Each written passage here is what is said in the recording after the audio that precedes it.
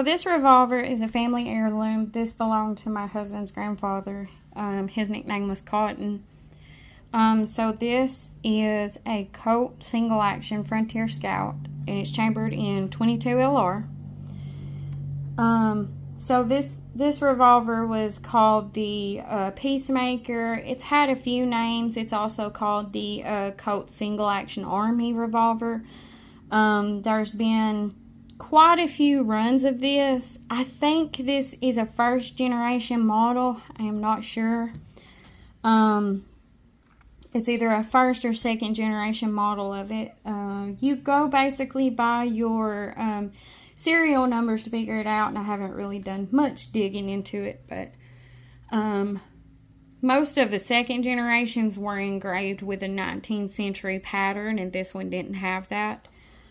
So that's why I was assuming it was probably a first generation. It has seen better days, but it is still a little reliable .22. My husband had to change parts in it when he inherited it. And so a neat little fact is most of the Heritage revolvers parts will work inside this one. That's what he used to fix this. So, and it shoots really good. It's a great little revolver. It is really roughed up, but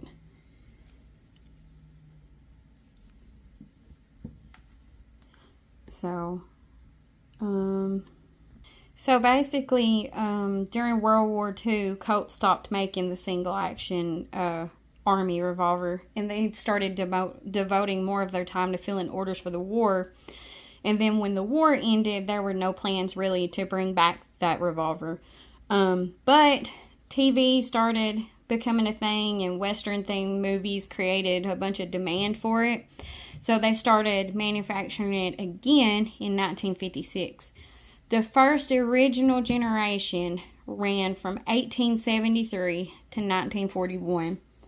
And then when the movies, Western style movies and stuff started making more demand for it, they ran the second generation, which was 1956 to 1974. And the second generation was engraved in a 19th century pattern, which is really pretty. But so basically you go by your serial number. There's different ranges of serial numbers, and you can go by that to figure out what model you have, which generation you have. So basically, due to the popularity of a television show called The Life and Legend of Wyatt Earp, Colt introduced an aforementioned buntline special as a second generation offering, and that was from 1957 to 1974. And from 1961 to 1975, Colt offered an adjustable sight model known as the New Frontier. And it was capitalized on President John F. Kennedy's campaign slogan. Colt manufactured 4,200 of those revolvers, including 70 of them built on the buntline frame. The third generation started in 1994, and it's still going to present day. So basically, the increase of the cowboy action shooting matches, they kind of brought forth this, and they're either known as the late third generation or sometimes referred to as like a fourth generation. And they have the original style removable replaceable cylinder bushing. And the serial numbers started at different, they also have like a start of an S. So that's how you can tell if you have one of the later models.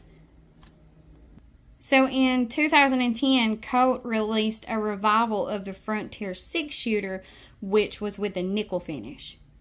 Some revolvers that are very similar to this, I would say, in my opinion, just going by some that I own, would be like the Ruger Wrangler or the Heritage 22 pistol that 22 revolver that comes with a 22 cylinder and 22 Magnum. This also, I believe, has a 22 Magnum cylinder. I may be wrong on that. My husband knows more about that than me, but these revolvers came out in all kinds of calibers. And I was doing a little reading on it, but I don't want to bore y'all with that. But if y'all have any questions about this or anything like that, or if you want to know like the history of this gun, just let us know and I'll make a video on it. Or my husband can make a video on it. Hope you guys enjoyed this, and thank you for watching.